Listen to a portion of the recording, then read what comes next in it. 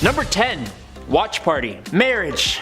Nothing like legally tying yourself to another human being for the rest of your life. Everyone loves a good wedding, but if I was invited to one in the Middle Ages, well, you can count me out of the final event. You see, it was popular at the time to prove your marriage is legit, and one way of doing that was consummating it. But we can't just take your word for it, don't be silly. No. Instead, every member of your family, and maybe some members of the court if you're royal, will come with you into the bedchamber to spectate and make sure the deed is done. Imagine being the lady, who would sometimes be carried to the chamber by her family members. Now, obviously, things were a little different then. Marriages were not really a thing of love, it was strictly business. And of course they had different ideas of what exactly was private. So this is purely from our modern point of view, but I can imagine it was particularly uncomfortable having your least favorite cousin in the room. Number 9. Ivan the Terrible. The first Tsar of Russia. A man who was as cold and brutal as the winters that surrounded him. Ivan had it rough growing up. Both of his parents pulled a Bruce Wayne and passed away when he was very young. Afterwards, he and his siblings were not raised the best. Once described as having nothing but rags to wear, which in that climate must have been awful. So, did little Ivan grow up to be a super rich yet dark hero bent on serving the criminals of the night cold justice, just like his Gotham counterpart? No, he did not. He became wealthy, but awful. Terrible, some might say. There are 100 stories about Ivan and his cruelty, but my favorite is that of St. Basil Cathedral. You know the one. Anytime Russia is shown on TV, it's like a North Pole Christmas onion palace looking thing. You know the one I'm talking about. After it was completed, he had the architect's eyes gouged out so no one could ever build anything more beautiful. Number 8. Red card. Actually, I doubt anyone was given a red card when they played soccer back in the day. It would have just been too difficult to even determine who it was exactly that got the card. The rules of the medieval precursor to soccer were pretty, basic. There basically weren't any. In Shrovetide football, the goals could be a couple hundred yards to miles apart. There were an unlimited number of players, and the only rule literally says that you could use any means necessary to score apart from the actual ending of someone's life. It still happened though, even by accident, because you take every man from your village or even from 2 different opposing villages and you take one leather bladder ball and say, do whatever you can to score.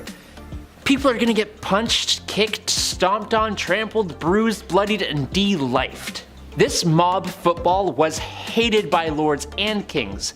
Edward II, Edward III, Richard II, and Henry IV all tried to have it banned, but, well, have you ever met a football or soccer fan? Number 7. Being a knight. Being a knight, obviously it sounds cool. They have the sword, they have the horse, the flowing hair, they're saving the damsel in distress, all that jazz that you picture in your head. It actually sucked being a knight, a lot. First of all, chainmail. You know how heavy chainmail is alone? It's like 55 pounds, and that was underneath all of your armor. No way I could climb up on a horse wearing armor or chainmail. My knees would buckle. No thank you. Being a knight is something that starts when you're 7 years old as well. You would be given to a noble to learn for 7 years, and then at age 14, you would become a squire. A knight's intern, not an ideal job to have when you're 14, but okay. But if you stick it out for just 7 more years, then you become a knight. And then you can get your chest blown off jousting. Neat. All that time just to get rocked by another bigger dude on a bigger horse. No, just no for me. Number 6. Death by anything, but mostly violence. Life in medieval times was considered basically brutal and short. If it wasn't the plague, it was a cold. If it wasn't disease, it was the weather. If it wasn't the weather, it was famine. If it wasn't famine, it was violence everywhere else. It was a damn miracle if you survived childhood. If you had to pick any other time in history to live, like you couldn't live in this one. Taylor asked me this earlier and I had a response, but it definitely wasn't this time. Literally block this time period from your mind. Between 1330 to 1479, men could expect to die 9 years sooner than their female counterparts. The reason was violence against men by other men. But the biggest factor that made especially men's lives so short was the violence, as I mentioned. Think about it. It was men who were often called to war with only their farming tools, or if they were proper soldiers they would have had more, but they were called off to do jobs that literally required them to kill or be killed. Homicide levels in medieval England were around 10 times higher than they are today. This isn't to say at all that women were excluded from this, they were mostly the victims of this violence, but there was a culture around men that expected them to take part in violence to the extreme. From drunken brawls, to duels, to playful sword fights gone wrong, torment, there was a lot going on. Male gangs were responsible for most of the mayhem as they were bolstered with the need to prove themselves. But also, if you were about to get mugged in an alleyway and somebody wanted to fight you, which was very likely because everyone was on edge, it was good to have backup. Number 5, rat catcher. As the name hints towards, rat catchers are one of the worst jobs you can have in and around a castle. It's an important role, of course, like being a fool or a literal walking, talking toilet, which I'll get into later, but there needs to be a chasseur de rats. Chasseur de rats. I'm just gonna start calling myself that. Back in those times, rats and mice were the leading source of spreading disease. They didn't have city buses or, people walking around throwing bottles, and with these castles being big and dark, they were probably full of rats. Black rats were a common household problem, yuck, so in comes the well-respected rat catcher.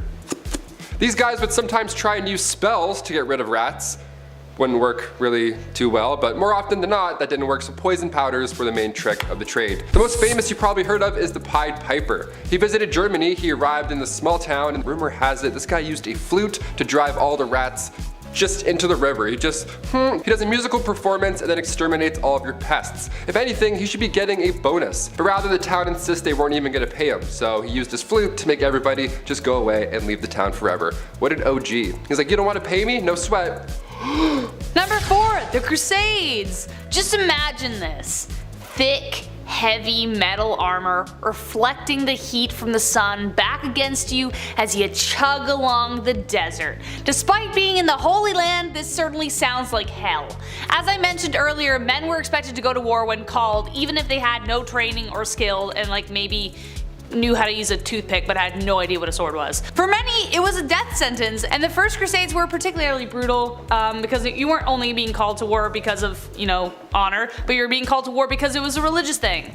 Getting there was awful in the first place, you might not even make the voyage. Then marches through the desert were long and hot, with soldiers constantly at odds with starvation, dehydration, disease, infection, the elements, and then of course, a spontaneous attack from the enemy. So you're exhausted and all of a sudden you have to be like, fighting somebody to save your life. There are even stories of some of them boiling shoe leather to eat it because they had nothing else. And after what we know of tanning, many crusaders justified their suffering as a part of the spiritual journey, so if you did fall ill to disease, you were just kinda left by the side of the road to die alone. Number 3, criminal cook-off. Criminals, they're everywhere and have been since the dawn of time. It also seems that since the dawn of time, people have been coming up with lots of different ways to deal with said criminals. One of the medieval favorites of the Holy Roman Empire was boiling criminals in oil. Nice! Save for the truly heinous crooks and those who dare defraud coinage. Yes, that's right, don't dare fraud the coin or you could end up like last night's suckling duck. Boiling oil was even used in defense during castle sieges. Get too close to the walls and, well, you'd get a boiling barrel of Crisco's finest as hair grease. Boiling oil leaves horrible burns and is extremely painful. I don't know, I shouldn't have to tell you that. If you ever cook bacon without a shirt on, then you know. The kind of grit you need to stay close to that sizzling pan, I envy you. Because yeah, those things totally relate though, absolutely. Number 2, Pope Not So Innocent III. Look, I'm sorry I'm talking about Pope so much, but you gotta know that a heck of a lot of horrible things that happened in the Middle Ages were caused by the decisions of the church, and specifically that one little decision of forcefully dealing with anyone who disagrees or insults your religion. For example, in 1209 there was a group of heretics called the Cathari in southern France who believed that the Roman Catholic Church itself was established by the same people who brought an end to the life of Christ. Now, that didn't really fly too well with Pope Innocent III, who in response launched the Albigensian Crusade that became a 20-year-long full military campaign. A particular event that's worthy of mention here is when the Crusaders took the town of Toulouse. The soldiers couldn't figure out who the heretics were among the people there, so Commander Simon de Montfort said, "Destroy them all, the devil will know his own." That's messed up, dude.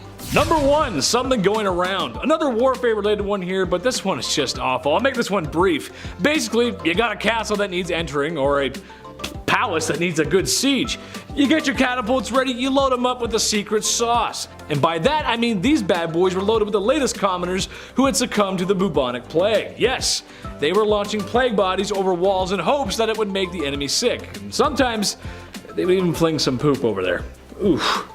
It's such a smart move though, right? It's just so heinous and gross.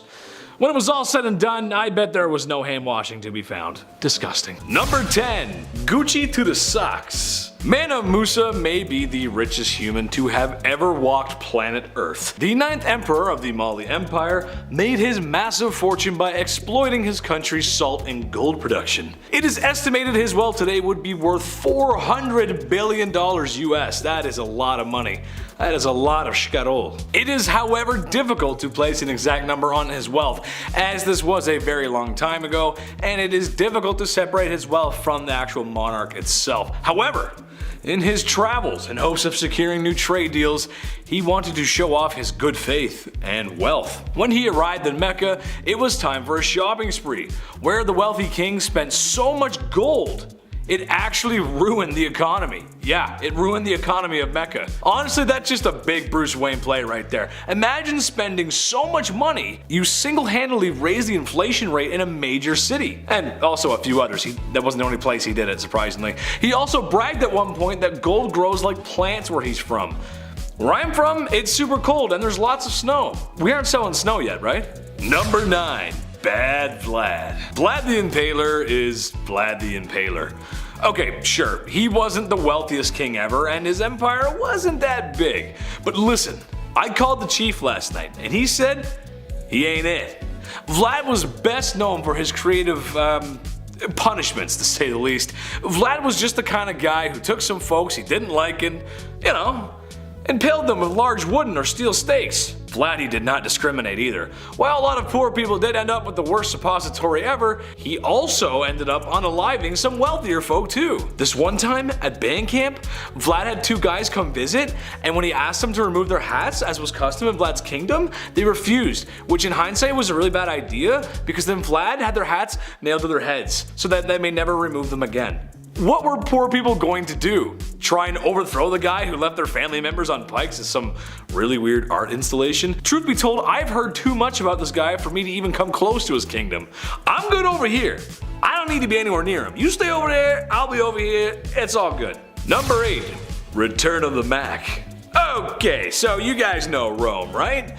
Beautiful ancient city, monuments, aqueducts, a big scary army with red brooms on top of their heads for some reason. Mamma mia, it's beautiful. But it didn't last forever. After many years of conquest and living well, it eventually decayed and sort of split in half, with a west and east. The East becoming known as the Byzantine Empire, which it honestly did pretty well for itself too. This includes the adventures of Basil II. He's nicknamed the Bulgar Slayer. For video games out there, Doomslayer is a big dude in green armor that does what exactly? Slays demons. So that means Basil slays Bulgars. Huh? Yeah, real nice dude. With his financial might and power, he was able to conquer Bulgaria, which lasted a long time actually. And by the time of his death, Basil was the wealthiest man in Byzantine. A classic tale of a man in charge exploiting and pillaging those less fortunate. Number 7. Human decorations. Sticking with the theme of crazy dudes from Europe comes one of the craziest, Vlad the Impaler. Sure, Ivan was bad, but imagine being so bad, so awful, that your alias is a verb for what you do to people. So specific. For example, Adam would be Adam the Talker during movies. Worse, or Adam the Bedwetter. Not that I've ever wet the bed or anything. What? Don't even ask. What? Don't ask my mom. What? Well, Vlad has this weird knack for decorating. The enemies of his kingdom would meet a terrible fate. Think of how bad a toothpick would hurt if someone poked you with it. Okay, now imagine it's a large, sharp wood pike that some lovely gentleman would sit you on. Ugh. As you slowly become one with the pike, you look around and see a field of others who have also met the same fate. The sky turns blood red, black thick clouds form as the moon beams through and shines down on the beast of a man who would dare do this to his people. Vlad the Impaler, a man who did unspeakable things and was the inspiration for Dracula. Who knew, right? Who thought? Who thought? Number 6. Body on trial. And where were you on the night of April the 27th? You see, members of the jury, his stunned silence only proves his guilt. Pope Stephen VI was an interesting guy, but I think the most interesting thing he may have done was in 897 when he ordered Pope Formosus, the last guy in his position, dug up and put on trial. What's worse than digging up a dude and yelling at him in a courtroom, finding him guilty, taking away his papal finery and a few fingers, and then reburying him? Digging him back up again and throwing him in the Tiber River. Apparently, the whole thing was possibly a way of covering up the crimes that Pope Stephen had committed because, you see, this guy was one of the first popes to bring on what people call the most corrupt era in the history of the papacy. This pope didn't last too long, thanks to some unsurprising mob justice. And the next guy who became pope, thankfully, outlawed the whole mortal husk on trial thing. Number 5. War! What is it good for? Absolutely nothing. Say it again. War, what is it good for? Well, if you need oil, it actually kind of works out. Yes, it's warm, it's bad, it's naughty, and we've been doing it forever. I was gonna do more specifics, but I'll save that for a part 2 maybe, we'll see. I'm talking more about the brutality of medieval combat. Swords, shields, spears, pikes, halberds, axes, hammers, maces, bows, crossbows, catapults, trebuchets, rams, fire arrows, and if you're a fan of Ocarina of Time, ice arrows. I'm not sure how that works, but Link's magical, we'll go with it. The truth is, medieval combat was brutal, walking miles to every battle, sometimes with limited supplies, which meant sometimes armies pillaged. Yeah, not nice. If you were injured in battle, there was a high chance that you would get infected, and then that's picture wrap for you.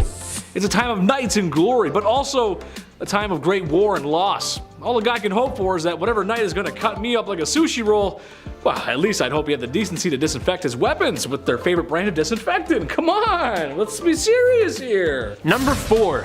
Not the kitties. We all know that apparently black cats are bad luck, and that 2 of them in a row signifies a glitch in the Matrix. You have Pope Gregory IX to thank for that.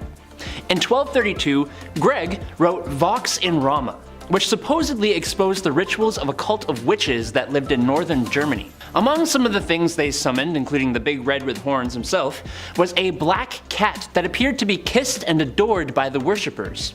The Great Cat. You've already heard of witch hunters, well now you've heard of cat hunters. People took the Great Cat mentioned in Vox and Rama and applied that idea to every cat. And they did not hold back, like at all. The cat population almost got to extinction point. Didn't work out too well for them when rat populations saw a huge increase not too much later though, huh? Touch my cat and you ain't making it to tomorrow, that's all I'm saying.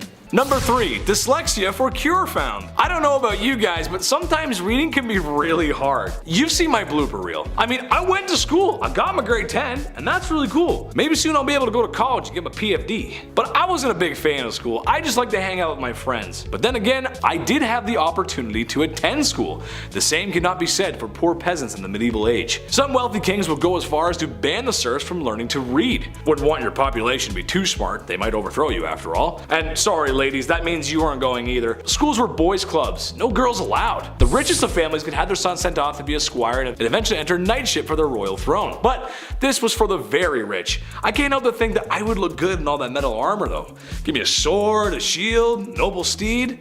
Assuming the wealthy would let me go to school. Please sir, could I learn to read? Number 2, do you require a bowel movement, sir? Kings will be kings, and sometimes they do some things that shouldn't be things.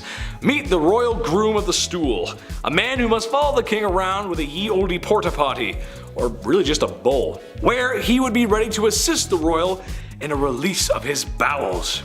Originally created by King Henry VIII, the groom's job was to assist the king with a box to relieve himself, also carrying towels and water, even monitoring the outcome of such daily events. After all, he's the king, gotta keep tabs on his diet.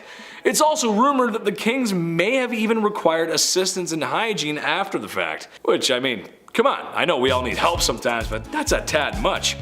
With all the disease and not hand washing at the time, I'm not really sure anyone ate food ever again.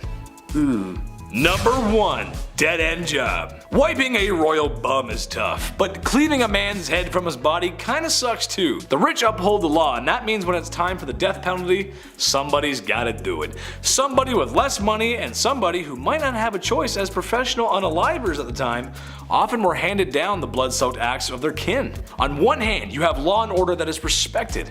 On the other hand, you have a profession that sees law and order through, but is not that well respected. Makes sense that the job kinda sucks though. Unalivers often had to practice their skills and eventually work their way up to the real McCoy, practicing on pumpkins, animals, and eventually criminals. If they got it wrong, i.e. too many swings of the axe, people would rush and attack their unaliver. Despite what movies and cartoons may make you think, these people did have empathy for what they were doing, and because of their social status, a lot of them lived lonely lives.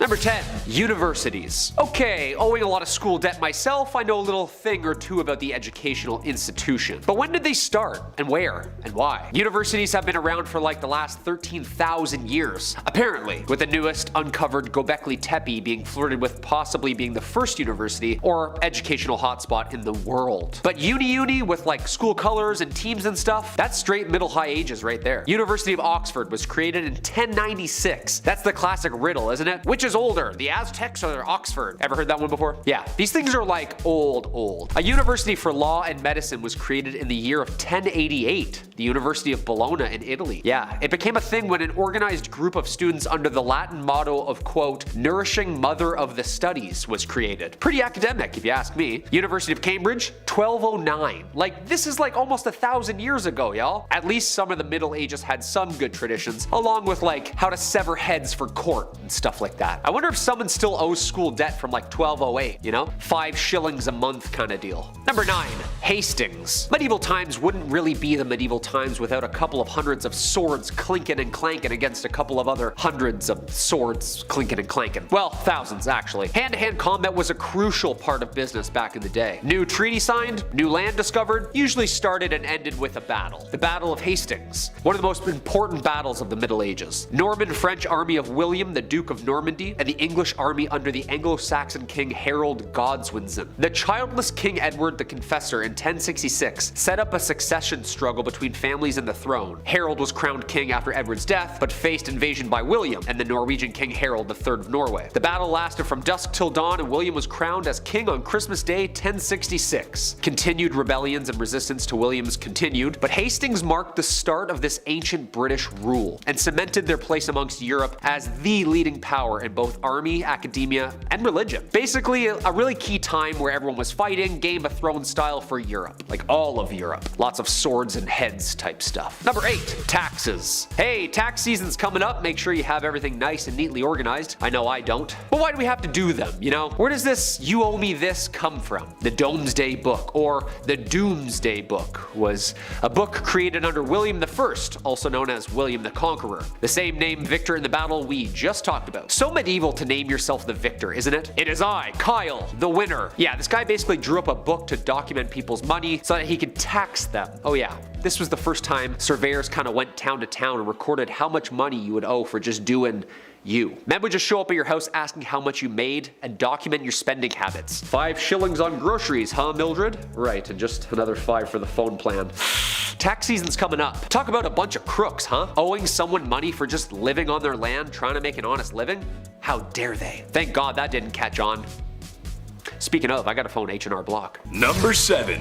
Off with his belly. King Henry VIII was a guy known for a few shady things. Removing your wife's head because you want a new wife isn't exactly the nicest way to go about divorce.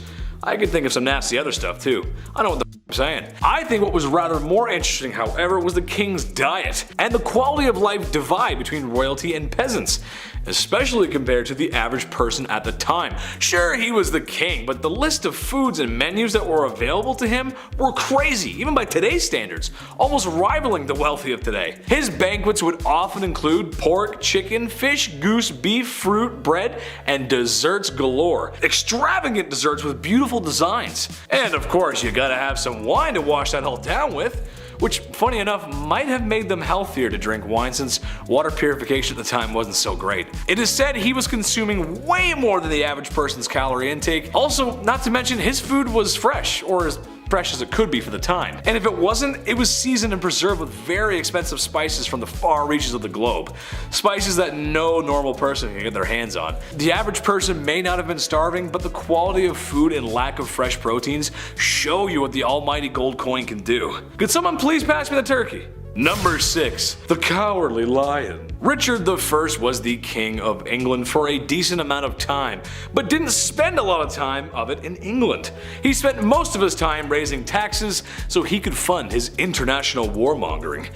After all, that's kind of what history is about. History doesn't usually remember the times we were super friendly and got along. Which brings us to the Crusades! After recapturing Acre in 1191, his enemy Saladin was considering options of what to do next, and also considering prisoner swaps, which actually was common for the time. Sadly, Saladin may have been taking too long, or may have been planning a retake of the city, because Richard had waited too long. Not sure what Saladin was up to, he took prisoners from Acre who were poor civilians and soldiers up onto a nearby hill in full view of Saladin and slaughtered 3,000 people. He's remembered for being Richard the Lionheart for his bravery. All I'm saying is that it's not very brave to kill innocent poor civilians. War is hell, I guess. Number 5. Nothing is true. Everything is permitted. The Medici family didn't exactly live around the medieval times, but fairly close. That being said, the family is something similar to the Kardashians of today. No, not a hit reality show based around wealthy women who sit around their mansion all day looking for a good verbal argument. No, but rather a well-known family who had extreme wealth and as time went on gained a lot more wealth and power. The Medici got their wealth by being successful bankers. And when you got money, you got power. And they owned a lot of property and had clients in multiple cities. Some family members would later become royalty like Catherine de' Medici, and even more powerful by some family members becoming next to the Lord himself as the Pope. Which, if you're into that sort of thing, you would know how serious that position really is. What I'm getting at is, you don't get that powerful without breaking a few eggs. They used money and power to manipulate, and they got their way. Number 4. Diaper Sniper. Alright, this one's messed up, but that's just how things were. Marriage is a beautiful matrimony between two loving people that has a harmonious, lasting lifetime. Tell that to people in divorce court and see where that gets you. While we may marry for love today, things were a little bit different back in ye olde times. Marriage was oftentimes a business opportunity or a peace treaty of sorts, and other versions of marriage would have you on a certain Dateline show with Chris Hansen. I'm talking about girls getting married at the old refined age of 12.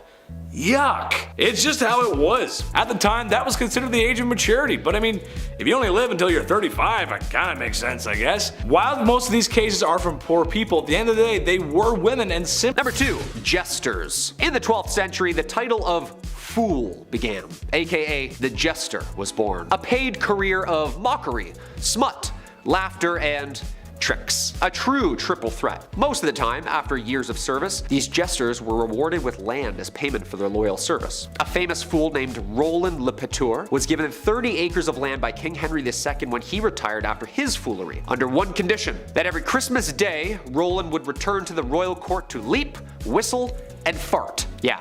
Just a whole year to write a 7-minute banger of a set. No pressure. But it wasn't just farts and jokes for these guys apparently. Jesters also had a huge role in battles. At war, their job was to wage psychological warfare, boosting the morale of their side the night before with laughter, parties, and stories. And in the morning, when the two armies met, the jesters would ride or run between them, calming the nerves of their own side and men by making them laugh, singing silly songs of course, and insulting the opposition. Yeah, just chirping the other team. This was a ballsy tradition. And most of the time, unfortunately, they were captured and sent catapulted back with a message from the other side. Imagine just taunting 5,000 bloody drooling men hopped up on IPAs and no sleep, just mocking them, like, to their face.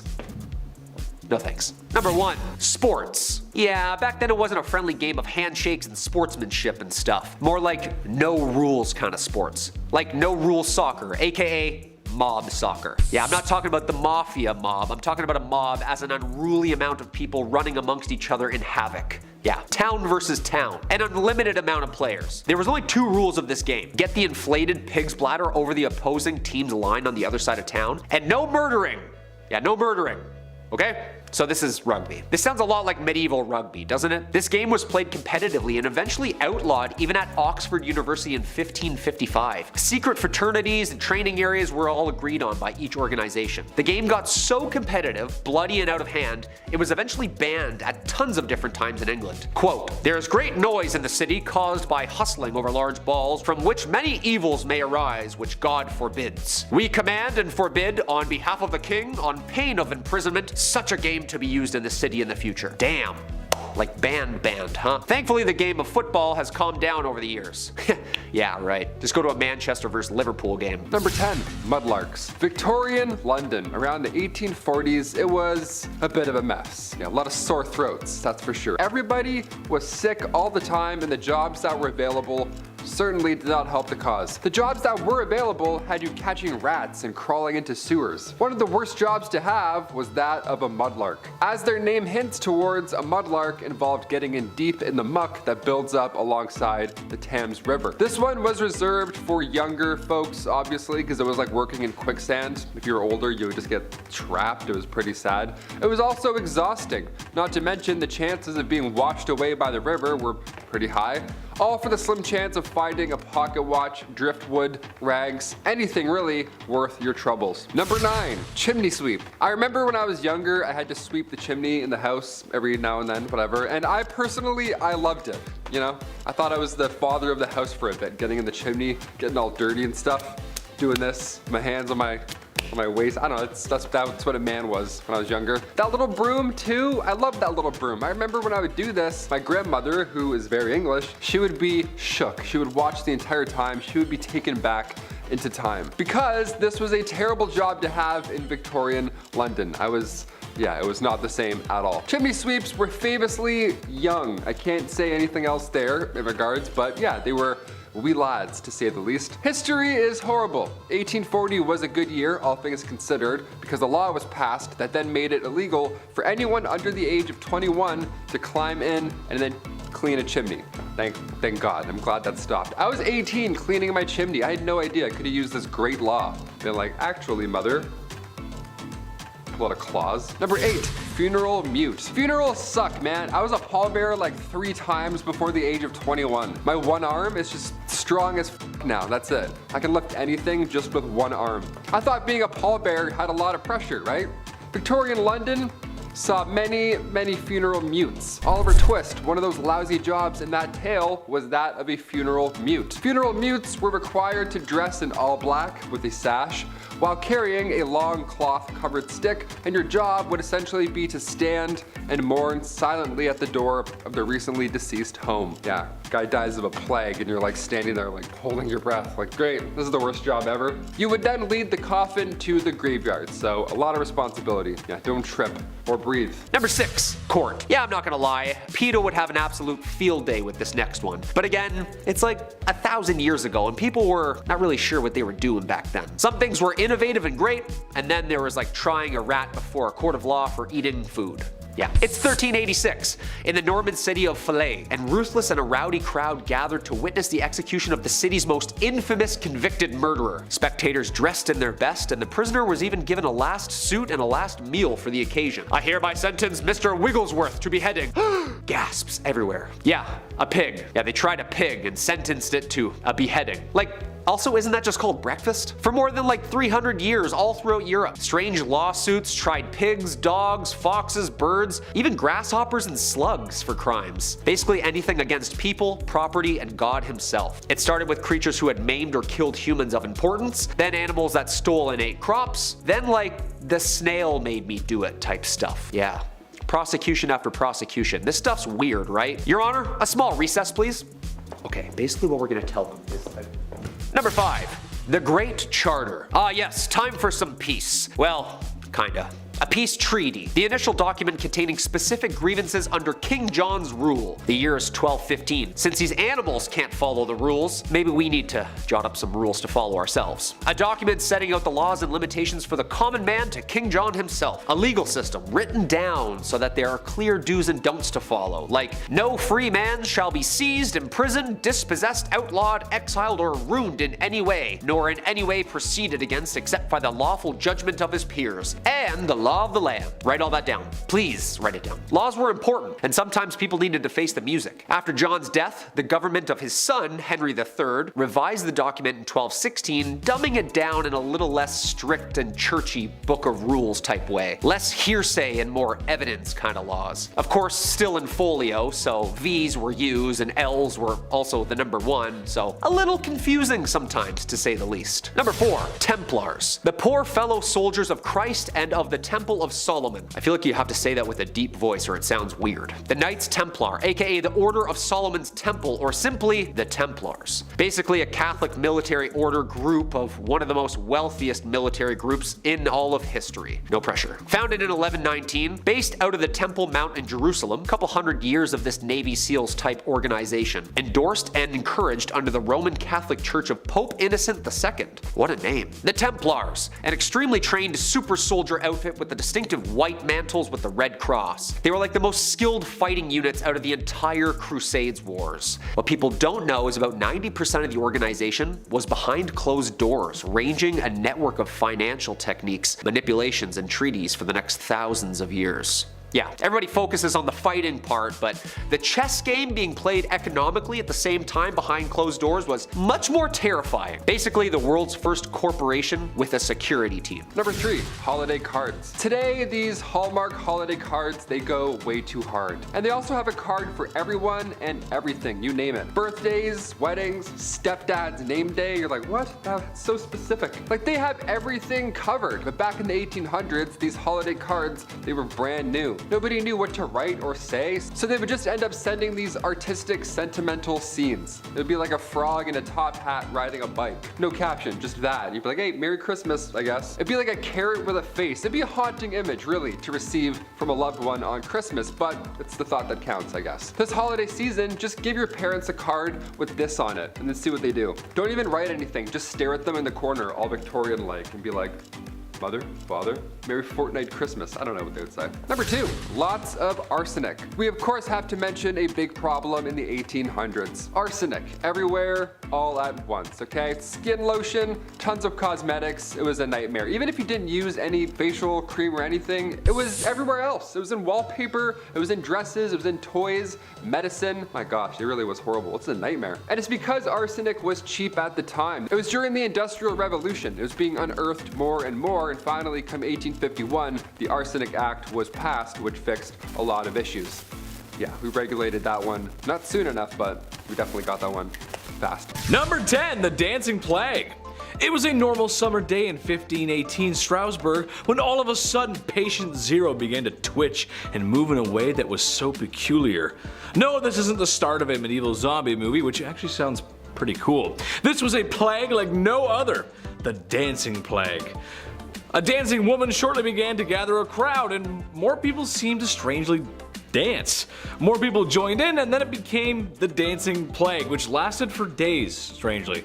Some were taken in for medical treatment for the strange behavior. Today, no one is really sure what happened. Some think it was the devil's work. Scientists today think it could have been a mold-induced psychotic incident, and other people think it could be just classic medieval hysteria. However, I like to think it was John Taverner's newest mixtape. Number 9.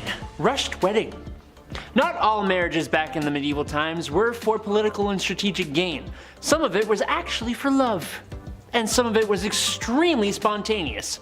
There wasn't even an official ceremony for a long time. And if you wanted to get married, the two of you just had to both give verbal consent, which is always a good idea. As you can imagine, this meant a lot of people would be getting legally bonded to each other in the streets, at the pubs, and while together in bed, which, taking into account that people were considered old enough for marriage at obscenely young ages, they were not really thinking with their brains right then. But hey, life was short and love was fiery. But because of this, it was kind of hard to prove the whole thing. So we came up with a lovely way of confirming the whole situation. Number 7, toilet troubles. Now, the Victorian era was unsanitary, to say the least, but it was also dangerous in ways that you wouldn't expect, right? Go to the bathroom and may not come out. One of the greatest Victorian inventions was that of the bathroom, but it took a few tries to figure out the whole, methane gas problem. We gotta really deal with that one first and foremost. Spontaneous combustion of the bathroom was weirdly common. This is every time you take a shit, you were worried that you might just Woo! It was horrible. That's so scary. Flammable gases like methane and hydrogen sulfide, they would build up over time with human waste. A lot of human waste. Built up in the sewers and then eventually would back up into your homes. Next thing you know, you're lighting a candle and your bathroom's gone. Just like that. Now we have poopery. You know what that is? You ever see a little spray? After you go, you hide what you've done with one little spray at your friend's house. It's fascinating how far we've come. Number 6, stairs. Yeah, believe it or not, stairs were a common danger in Victorian times. I'm somebody personally who falls up and down stairs a lot. I'm 6'2", I'm lanky as shit. I have like a Gumby body. I walk around like Woody. I'm always falling up and down stuff. It's horrible, especially in Canada. It's so slippery. I'm always slipping all the time. In Victorian times, I would have been doomed. Houses were thrown up comedically fast. There wasn't a Mike Holmes on Homes to come in and check it out. There wasn't a building inspector that made things, safe. Servant staircases, they were tiny. They were out of sight. They were built into these narrow walls, often missing steps if they had to, and cut corners just to, be narrow and out of the way. That plus a tray of hot soup and a lot of clothing, yeah, it was next to impossible to move around without something happening. A lot of fatalities in staircases. Even today, around 12,000 people die each year falling downstairs. Hold on to that railing. I'm here to remind you to hold on to that railing.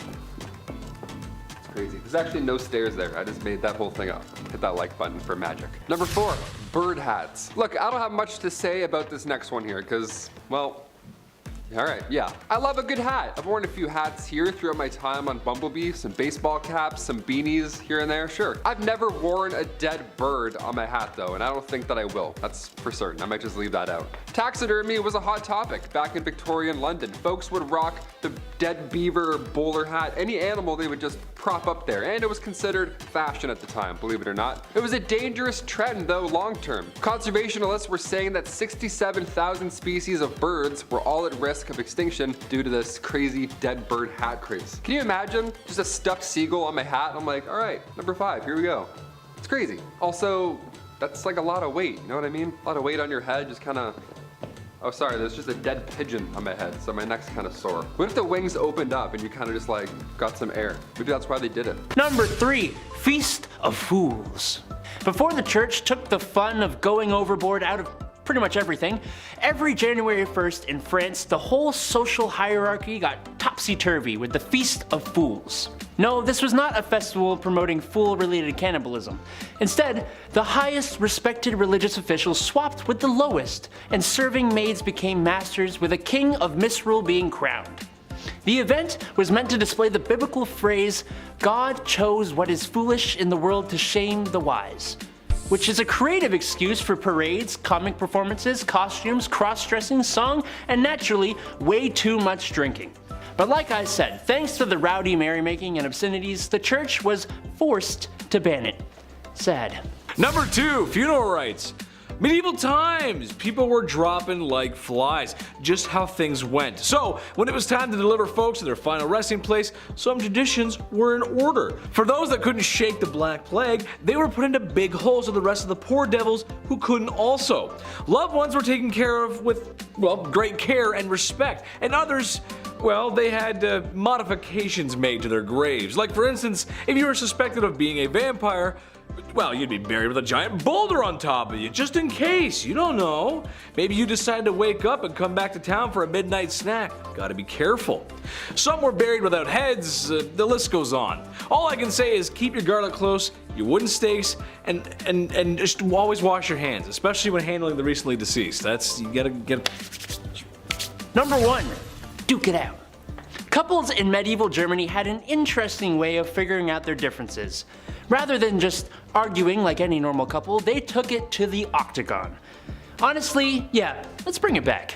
Trial by single combat was a popular way to solve disagreements, and when man and wife were fighting, they had some great rules that had to be implemented. As one example, the husband had to stand in a hole with a hand behind his back, while his wife got to run around with a sack filled with rocks. Seems a bit unfair, but hey, to each their own. I just imagine every time I have an argument with a girlfriend, and right in the middle of it, we just stop like, okay, I've had enough. We're settling this with our fisticuffs. Consult the marital duel rulebook and have at thee, foul beast. Number Number 10. Pressure to perform. In the Middle Ages, either partner in a marriage was entitled to coitus with their partners under any circumstances. It was called the marriage rite. This went both ways, and unless you were passionately in love with your partner and straight, this could be a nightmare. It was so sacred you could even get it on in a church and the priest would be like, yep, go for it. Failure to perform in the bedroom or anywhere was grounds for divorce, which was a huge deal at the time. Now the first problem here is a lack of consent, but the biggest problem for men who weren't inclined to sleep with their wives was impotency. There was no sympathy for men in these circumstances. If a wife accused her husband of this, then the couple would have to undergo a bedroom trial, where a crowd of wise elders, mainly grandmothers, aunts, and mothers, would watch the couple in their bedroom for 3 nights. If you were rich, this was even worse. These trials would be carried out in public in court.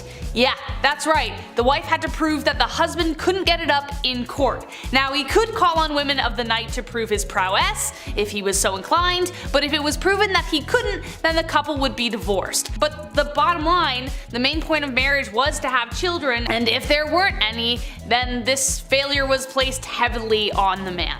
Number 9. Beastly justice. I figured I would put a lighthearted one on this list. This actually made me laugh while I was researching it. Beastly justice was when animals had to go to court. They were also put on trial, like a full trial. It's wild to look back at a night and the things they had to do for their kings and queens, but the fact that they also had to get up early and attend these courts, royal courts, where a wild animal was taking the stand. And it actually happened in history. This would happen after an animal runs through town. It would attack people, being confused and all, as most animals are, but the townsfolk would actually believe that the devil was involved in this animal's scheme. Like these animals worked for Big Red himself. In 1457, villagers in France had to deal with 6 pigs who ran wild and attacked locals. They did a lot of damage, so instead of just putting the animals down or setting them free, away from your town, they took them to a real trial. There was a judge, a couple prosecutors, 8 witnesses, a defense attorney for the pigs, which I gotta say, we should do a list just on that person alone. What a weird job. These pigs were hung from a gallows tree. A knight had to formally hang pigs after a trial was concluded. The 1400s were a wild time. Your Honor, due to my client being a pig, Number 8. A tanner. Even for a medieval peasant who never washed or cleaned themselves and literally lived in filth, this was a dirty job. Women were more commonly found in household chores or as milkmaids, barmaids, weavers, artisans, and tenant farmers.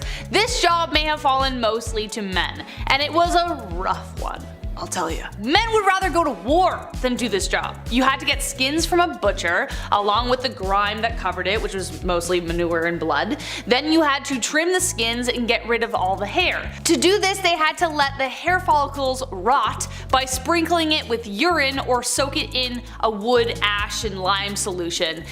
Can you tell which one was cheaper?